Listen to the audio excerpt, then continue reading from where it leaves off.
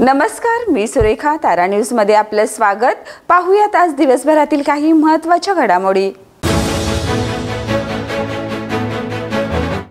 महावितरणकडून सक्तीने smart meter बसवलं जात असल्याच्या विरोधात सर्वपक्षीय स्मार्ट मीटर विरोधी संघर्ष समितीने आज सकाळी 11 वाजता कुरुंदवाड महावितरण कार्यालयासमोर ठिय्या आंदोलन केले. नागरिकांच्या अपरोक्ष घरात घुसून मीटर बसवलं जात असल्याचा आरोप यावेळी करण्यात आला. स्मार्ट मीटरमुळे वीज बिले दुप्पट चौपट आल्याचंही आंदोलकांचं म्हणणं होतं. कोल्हापूर येथे रोटरी क्लब, भागीरथी महिला संस्था आणि जितो कोल्हापूर चॅप्टरच्या संयुक्त विद्यमाने महिला अत्याचार प्रतिबंध कायदेविषयक मार्गदर्शक कार्यशाळा पार पडली. या कार्यशाळेत अप्पर पोलीस अधीक्षक धीरज कुमार बच्चू यांनी पोलीस दल शिवरायांच्या आदर्शावर कार्यरत असून महिलांच्या आत्मसन्मानासाठी कटिबद्ध आहे असं प्रतिपादन केलं.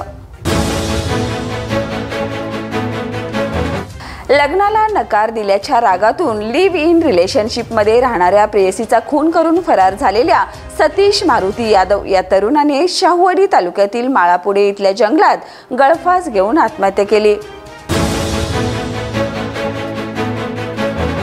महाराष्ट्रात दिवसेदिवस मोठ्या प्रमाणावर वृक्षतोड होत असल्याने पर्यावरणाचा समतोल बिघडला असून दुष्काळ व अवकाळी पावसासारख्या नैसर्गिक आपत्तीचा सामना नागरिकांना करावा लागत आहे. या पार्श्वभूमीवर यशवंत ब्रिगेड महाराष्ट्र राज्य या संस्थेने 2 वृक्ष आईवडिलांच्या नावे अशी अभिनव संकल्पना पुढे आणली असून ती शासनामार्फत राबवण्यात यावी अशी मागणी करण्यात आली आहे. जागतिक पर्यावरण दिनानिमित्त अवनी संस्थेच्या वतीनं उत्सव पुनर्चक्रीकरण या अंतर्गत पुनर्चक्रित होणाऱ्या वस्तूचं प्रदर्शन भरवण्यात आलंय. कोल्हापुरातील शाहू सभागृहामध्ये आजपासून 4 दिवस या प्रदर्शनाचा लाभ नागरिकांना घेता येणार आहे.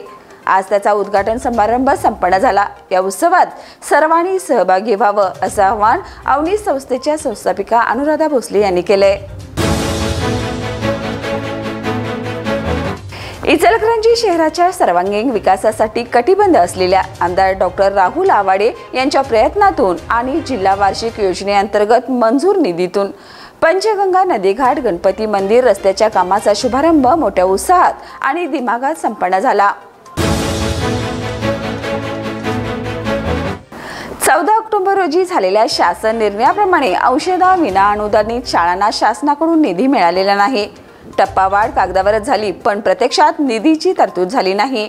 त्यामुळे येणाऱ्या पावसाळी अधिवेशनात आर्थिक तरतूद व्हावी अशी मागणी महाराष्ट्र राज्य विनाअनुदानित शाळा कृती समितीने केली आहे. यासाठी शासनाला जाग यावी म्हणून कृती समितीच्या वतीनं आज पालकमंत्री प्रकाश आंबेडकर यांच्या दारी पायी दिंडी काढण्यात आली.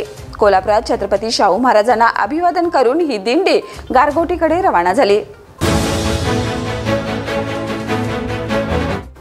कोल्हापूर महानगरपालिकेच्या आगामी निवडणुकीच्या पार्श्वभूमीवर भाजपाने जनसेवेचा उपक्रम सुरू केला असून नामदार चंद्रकांत दादा पाटील यांच्या मार्गदर्शनाखाली 3 जून ते 14 जून या कालावधीत शहरातील 25 ठिकाणी शासकीय दाखले व आधार शिबिरे आयोजित करण्यात आली आहेत.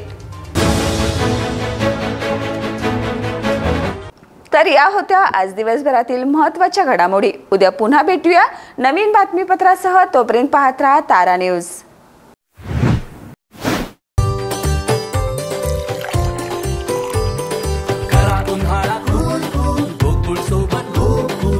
गोकुळ सोबत गोकुल